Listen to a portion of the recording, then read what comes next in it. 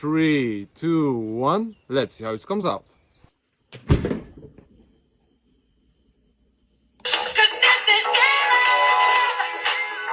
Hein? Tome meu dinheiro. Esse é o imã de geladeira com discos de vinil que toca música. Bora testar, hein? Beleza. Vamos lá.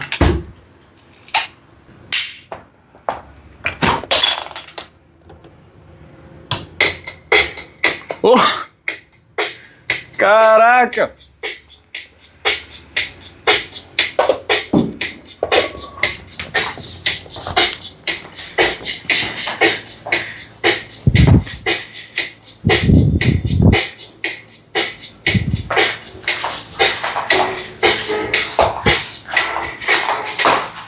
Galera, top demais, hein? Deixa eu tirar aqui. Esse produto é muito massa e o melhor ainda é que a gente consegue controlar as músicas. A música não vem embutida em cada card, ó. Cada um deles tem uma numeração, ó.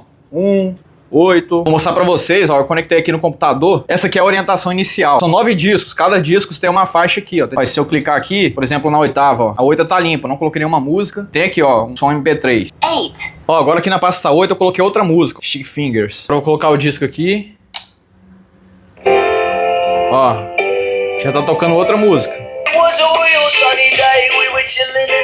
E olha, o som é muito bom, galera, ó. A gente consegue controlar o volume aqui, ó. É só apertar o botão.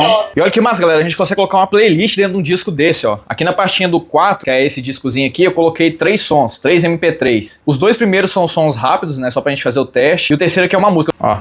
4, 7. Fantástico, hein? Ou seja, mesmo sendo os discos do Michael Jackson, a gente consegue colocar outras músicas pra dar uma variada. Bom demais, hein? Vai pros excelentes.